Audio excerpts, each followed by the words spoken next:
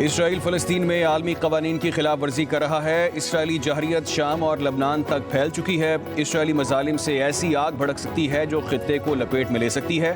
D8 summit के मौके पर फ़लस्तीन और लबनान की सूरत हाल पर खसूसी इजलास से वज़ीर आज़म शहबाज शरीफ का खिताब। कहा, यह एक बहुत बड़ा इंसानी अलमिया है जिसका तसव्वुर भी इंतहाई खौफनाक है। गजा में जंगबंदी ज़रूरी है, फौरी होनी चाहिए। इसराइल के बेदरेग मजालिम गजा में तबाही मचाने के बाद अब मगरबी किनारे तक फैल चुके हैं। आलमी बरादरी को शाम और लबनान में इसराइली कार्रवाई का नोटिस लेना चाहिए। दुनिया को गजा के बेगुनाह लोगों की आवाज़ को सुनना चाहिए। पाकिस्तान जंगबंदी के हसूल के लिए तमाम बैनुल अक़वामी सालिसी की कोशिशों की हिमायत करता है।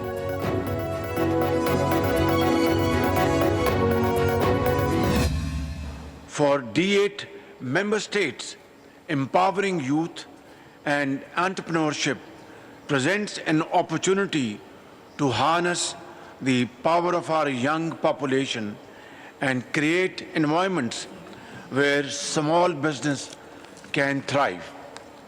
Excellencies, for Pakistan, investing in youth and supporting SMEs is crucial for our socio-economic development and progress. Youth and SMEs are key drivers of economic development of any society. Pakistan दुनिया के सबसे बड़े फ्रीलांसर की कम्युनिटी में से एक है। वज़ीर आज़म शहबाज शरीफ का D8 ममालिक के 11वीं सरबराही इजलास से खिताब। कहा, हम IT के शोबे में तरबियत पर तवज्जो मरकूज कर रहे हैं। बड़े पैमाने पर अपने नौजवानों को जदीद सलाहियतों से आरास्ता करेंगे। नौजवान तवानाई, नए ख्यालात, तख्लीकी सलाहियतों से भरपूर हैं। D8 रुकन ममालिक के लिए नौजवानों को बाइख्तियार बनाना इंतहाई अहमियत का हामिल है। उधर वज़ीर आज़म की मिस्र के सदर से भी मुलाकात। शाही महल पहुँचने पर शहबाज शरीफ का पुरतपाक इस्तकबाल किया गया। वज़ीर आज़म इंडोनेशिया के सदर से भी मिले। बाहमी दिलचस्पी के उमूर पर तबादले ख्याल। फरीकैन का D8 समेत मुख्तलिफ कसीरुल जहती फोरम्स पर ताउन बढ़ाने पर इत्तफाक। दोनों रहनुमाओं का फ़लस्तीन के लिए गैर मुतज़लज़ल हिमायत का यादा। शहबाज शरीफ ने कहा, इंडोनेशिया पाकिस्तान का काबिल भरोसा तिजारती शराकतदार है। Israel's deliberate and inhumane targeting of the people of Gaza and Lebanon, Pakistan has consistently condemned in the strongest possible terms Israel's naked aggression against Gaza, the West Bank, Lebanon, as well as Syria. Pakistan has consistently advocated for a just, comprehensive and lasting two-state solution as the key to enduring peace in the Middle East. Bangladesh ने पाकिस्तान से आने वाले सामान के 100% physical मुआयने की शर्त खत्म कर दी। बांग्लादेश के वीजे के लिए इजाफी क्लियरेंस की शर्त भी खत्म। ढाका एयरपोर्ट पर पाकिस्तानी मुसाफिरों की जांच पड़ताल के लिए कायम खसूसी सिक्योरिटी डेस्क बंद। वज़ीर आज़म शहबाज शरीफ का बांग्लादेश के chief adviser professor doctor Mohammad Yunus से इज़हार तशक्कुर। दोनों रहनुमाओं के दरमियान काहिरा में मुलाकात। शहबाज शरीफ ने सफ़र की सहूलियात के लिए किए गए हालिया इक़दामात और पाकिस्तानी वीज़े के दरख्वास्त दहिंदगान के लिए इजाफी क्लियरेंस की शर्त ख़त्म करने पर बांग्लादेश का शुक्रिया अदा किया। दोनों रहनुमाओं का बढ़ते हुए राबतों पर इत्मीनान का इजहार। वज़ीर आज़म शहबाज शरीफ का आवाम के दरमियान राबतों, सकाफती तबादलों में पाकिस्तान की ख्वाहिश का भी इजहार। इक़्तिसादी ताउन की नई राहें तलाश करने के लिए मुश्तरका कोशिशें करने की ज़रूरत पर जोर। केमिकल्स, सीमेंट क्लिनिकर्स, आलात जराही, लैदर मसनूआत और IT सेक्टर जैसे शोबों में तजारत को फ़रोग़ देने का आज़म। शहबाज शरीफ ने कहा, पाकिस्तान और बांग्लादेश मिलकर अपने ममालिक के अवाम को खुशहाल बना सकते हैं।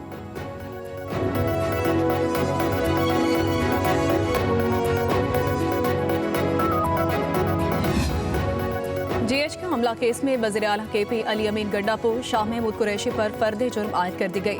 अडयाला जेल में इंसदाद दहशतगर्दी अदालत रावलपिंडी के जज अमजद अली शाह ने समाप्त की। कमल शोजब, शिबले फराज समेत मजीद 14 मुल्ज़िमान पर फर्द जुर्म आयद की गई। अब तक 113 मुल्ज़िमान पर फर्द जुर्म आयद हो चुकी है। मजीद 6 मुल्ज़िमान पर फर्द जुर्म आयद होना बाकी रह गई। समाअत के दौरान बानी PTI को अदालत में पेश किया गया।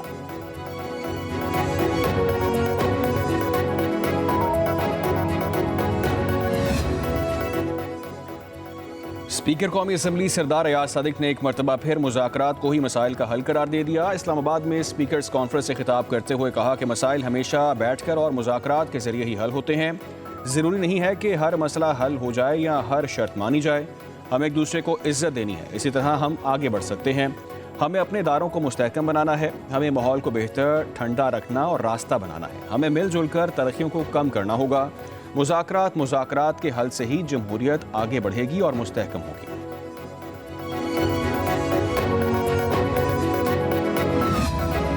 लगता है हुकूमत को मुज़ाकरात में दिलचस्पी नहीं। अपोजिशन लीडर उमर अयूब के पेशावर हाई कोर्ट में मीडिया से गुफ्तगू। बोले, हमने किसी के पास नहीं जाना, किसी ने मुज़ाकरात करने हैं तो करें, नहीं तो ना करें, हम किसी से डरने वाले नहीं। बानी पीटीआई ने मुज़ाकराती कमेटी तश्कील दी है। मजीद कहा कि पीटीआई के कारकुनान को गुंजाइश से ज्यादा जेलों में रखा हुआ है।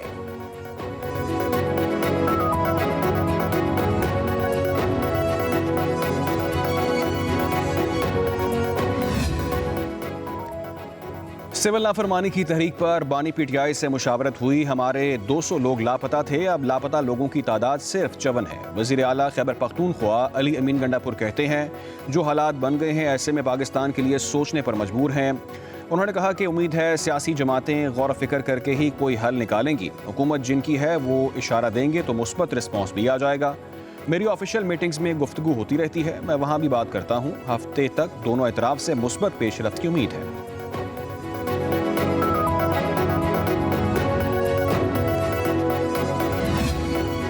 बानी पीटीआई को अगर अपनी कमेटी के फैसले कबूल नहीं तो फिर उन पर एतमाद क्यों करते हैं।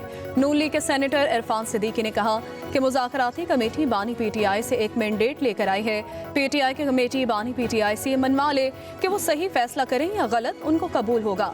पीटीआई का ट्रैक रिकॉर्ड मुज़ाकरात वाला नहीं। पीटीआई का ट्रैक रिकॉर्ड धरनों, लॉन्ग मार्च, डंडों और पेट्रोल बम वाला है। पीटीआई एक तरफ सिविल नाफरमानी की धमकी देती है तो दूसरी तरफ मुज़ाकरात की बात करती है।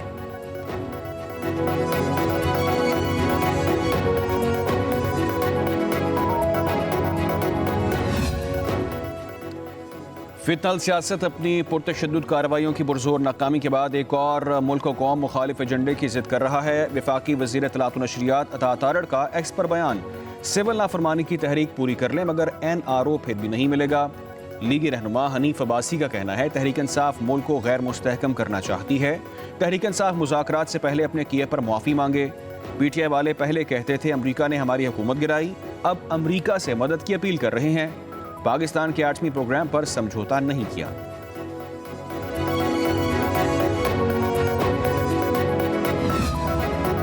टैक्स पॉलिसी को टैक्स कलेक्शन से बेहतर बनाएंगे। हर एक को टैक्स अथॉरिटी के साथ डील करना पड़ेगा। नॉन फाइलर्स आने वाले दिनों में मजीद शिकंजे में आएंगे। वजीर खजाना मोहम्मद औरंगजेब कहते हैं, टैक्स अदायगी में हरासमेंट, करप्शन के खात्मे के लिए इकदाम किए जा रहे हैं। हर शोबे को टैक्स नेट में लाना होगा। सनतकारों की मदद से IT सेक्टर को फरोग मिला। सनतकारों से मुशावरत से बजट में तजावीज़ पेश करेंगे।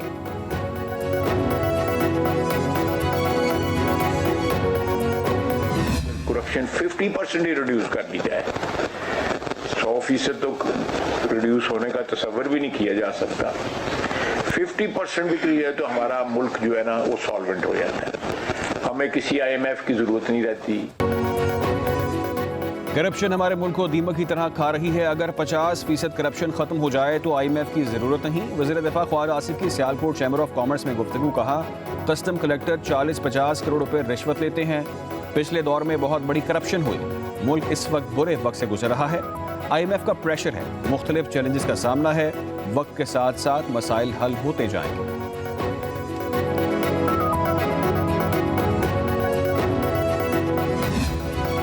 बानी तहरीक इंसाफ के खिलाफ सोशल मीडिया पोस्ट करने पर गुलकार सलमान अहमद की PTI रुकनियत खत्म कर दी गई। चेयरमैन बैरिस्टर गौहर ने नोटिफिकेशन भी जारी कर दिया है। कहा गया, सलमान अहमद सोशल मीडिया बयानात से पार्टी क़यादत और वर्कर्स में नफाक पैदा करते रहे। पार्टी सलमान अहमद के बयानात से इजहार लाताल्लुकी करती है। वो मुस्तकबिल में PTI का नाम इस्तेमाल नहीं कर सकते।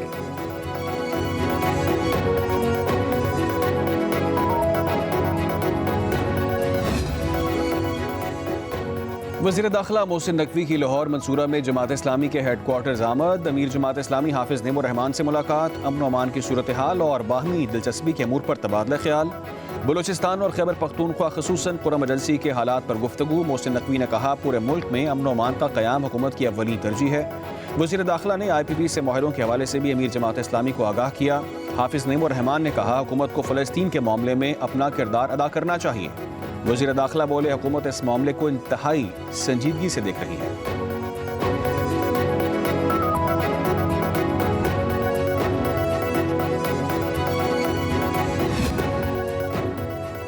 चीफ इलेक्शन कमिश्नर और 2 मेंबरान की तकर्रुरी लटक गई। वज़ीर-ए-आज़म और अपोजिशन लीडर के दरमियान मुशावरत का अमल शुरू ना हो सका। ज़राए के मुताबिक वज़ीर-ए-आज़म ने चीफ इलेक्शन कमिश्नर और 2 मेंबरान की तकर्रुरी के मामले पर अपोजिशन लीडर को ताहाल खत नहीं लिखा। चीफ इलेक्शन कमिश्नर के ओहदे के लिए 3 नामों में से किसी एक पर इत्तफाक राय किया जाएगा। किसी एक नाम पर इत्तफाक न होने की सूरत में मामला पार्लिमानी कमेटी चला जाएगा। 26वीं आईनी तरमीम के मुताबिक चीफ इलेक्शन कमिश्नर और दोनों मेंबर्स नए चीफ इलेक्शन कमिश्नर और मेंबर्स की तकर्री तक काम जारी रख सकते हैं। चीफ इलेक्शन कमिश्नर और 2 मेंबरान की मुद्दत मुलाजमत 24 जनवरी को मुकम्मल होगी।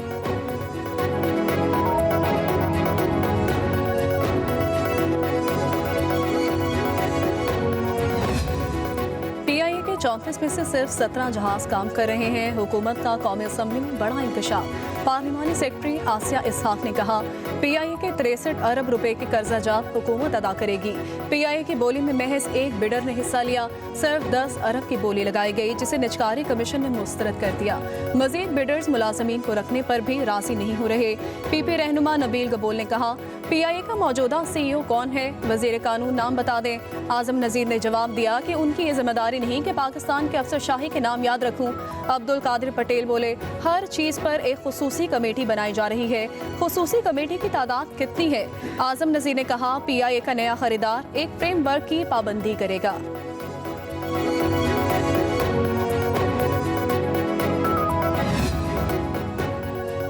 पीपल्स पार्टी के रहनुमा सैयद नवीद कमर का कौमी असम्बली की कार्रवाई पर अदम इत्मीनान का इजहार। कहा जिस तरह ऐवान की कार्रवाई चल रही है ये हमारे लिए तज़हीक आमेज़ है। ऐवान में वज़रा की अदम मौजूदगी और सवालात के गैर तसल्ली बख्श जवाबात पर पीपल्स पार्टी समेत हुकूमती रुकन हनीफ अब्बासी का कौमी असम्बली इजलास से वॉकआउट। हुकूमती रुकन हनीफ अब्बासी दोबारा ऐवान में वापस आ गए। कौमी असम्बली का इजलास गैर मुय्यना मुद्दत के लिए मुलतवी।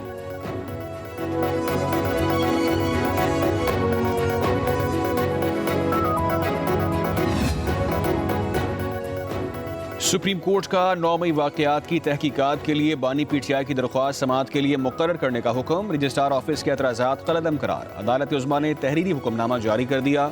2024 के आम इंतखाबात की तहकीकात के लिए बानी PTI की दरख्वास्त पर समाअत का हुक्मनामा जारी। अदालत का बानी PTI की दरख्वास्त को नंबर लगाने के बाद समाअत के लिए मुकर्रर करने का हुक्म।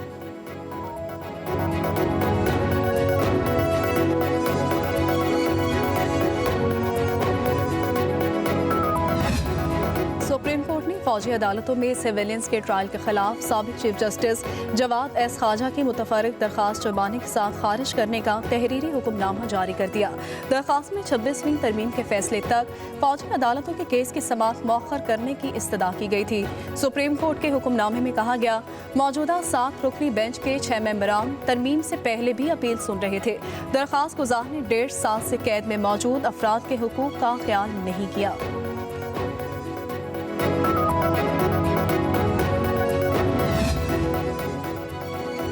पुलिस में सियासी मुदाखलत नहीं होती। पुलिस पर मजहबी जुनूनियत का भी दबाव है। हम किसी इंतहा पसंद के कहने पर कोई काम नहीं करते। वज़ीर आला सिंध मुराद अली शाह का साबिक पुलिस इंस्पेक्टर्स एसोसिएशन की तकरीब से खिताब।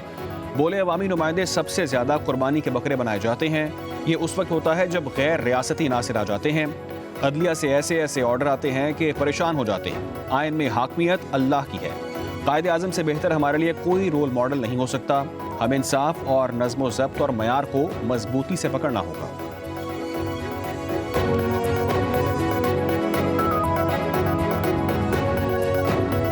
ये शर्म आनी चाहिए कि 1 करोड़ रुपए तो आप डी चौक वालों को दे रहे हैं। आप कहते हैं कि गोलियां क्यों चली? गोलियां क्यों नहीं चलेंगी? आप क्यों मुसल्ला होकर उधर गए थे? किसके लिए गए थे? अपना रोना, अपनी कहानी सुनाते हैं, सूबे की कहानी नहीं सुनाते। बाहर आते हैं, कैसेट तब्दील करते हैं और फिर एक और कैसेट लगा लेते हैं। लिहाजा मुझे बताएं कि कौन सी मीटिंग में क्या वज़ीर आला ने ये ऐलान किया कि मैं ये मीटिंग करूँ लॉ एंड ऑर्डर पे? मेरा सूबा जल रहा है। खुदा ना खास्ता फिर पंजाब का बॉर्डर भी कोई दूर नहीं है। KP हुकूमत अमन और अमान कायम करने में नाकाम हो गई है, इस्तीफा दे दे। गवर्नर केपी फैसल करीम कुंडी की पेशावर में मीडिया से गुफ्तगू। कहा, पारा चनार की सूरत हाल पर केपी हुकूमत नाकाम और बेबस नजर आ रही है। सिक्योरिटी एहलकारों की शहादत के FIR वज़ीर आला केपी पर होनी चाहिए। ये लोग सूबे में अमन कायम नहीं कर सकते। सूबाई हुकूमत अवाम और सूबे के मसाइल के हल पर तवज्जो नहीं दे रही। अली अमीन गंडापुर क्यों मुसल्ला होकर इस्लामाबाद गए? केपी जल रहा है तो पंजाब की सरहद भी दूर नहीं।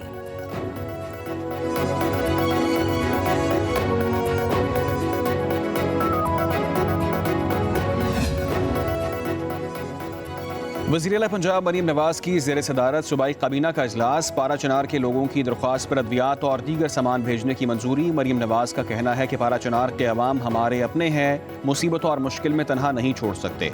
सूबाई काबीना ने वज़ीर आला पंजाब को चीन के कामयाब दौरे पर मुबारकबाद दी। मरीम नवाज ने कहा, चीन की तरक्की काबिल तकलीद मिसाल है, हम भी मेहनत करके वो सब हासिल कर सकते हैं। इजलास में वर्ल्ड बैंक के ताउन से पंजाब क्लीन एयर प्रोग्राम की मंजूरी। गंदम के अजरा की पॉलिसी बराए साल 2024-25 की भी मंजूरी। क्रशिंग सीजन 2024-25 में शुगर केन डेवलपमेंट के रेट्स बरकरार। पंजाब वेग्रेंसी ऑर्डिनेंस 1958 में तरमीम। बच्चों से भीख मंगवाने के लिए अपाहिज करने पर सजा 1 से 10 साल तक बढ़ा दी गई। अपनी छत अपना घर प्रोग्राम के मॉडल 3 के लिए फंड्स की मंजूरी। उधर पंजाब के अवाम के लिए खुशखबरी, चीन में तैयार की गई 27 इलेक्ट्रिक बसें लाहौर में चलेंगी। मरीम नवाज ने कहा, ये बसें पाकिस्तान आने के लिए तैयार हैं। दीगर अजला के लिए 600 बसें भी पाकिस्तान आ जाएंगी।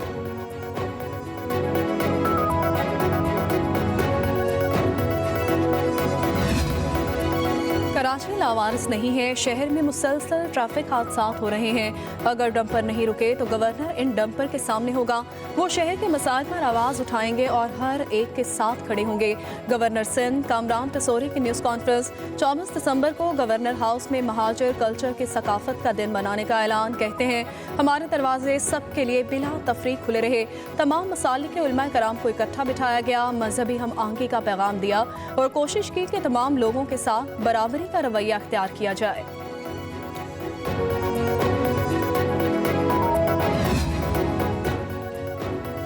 सिंध में फिल्म और ड्रामा इंडस्ट्री से वाबस्ता अफराद की मुआवनत का फैसला। सूबाई काबीना की मंजूरी के बाद महकमा इत्तलात ने फिल्म और ड्रामा प्रोडक्शन बोर्ड कायम कर दिया। सिंध के सीनियर वजीर शर्जील मेमन की ज़ेर सदारत इजलास में बोर्ड कायम करने का फैसला किया गया। शर्जील मेमन का कहना है, बोर्ड फिल्म और ड्रामा प्रोडक्शन और इस शोबे से मुंसलिक लोगों की मुआवनत करेगा। फिल्म और ड्रामा से ताल्लुक़ रखने वाले अफराद की हौसला अफजाई के लिए उनकी मुआवनत की जाएगी। फिल्म और ड्रामा के तवस्सुत से पाकिस्तान खास तौर पर सिंध के अंदर मुस्बत सोच को फ़रोग़ देने की ज़रूरत है।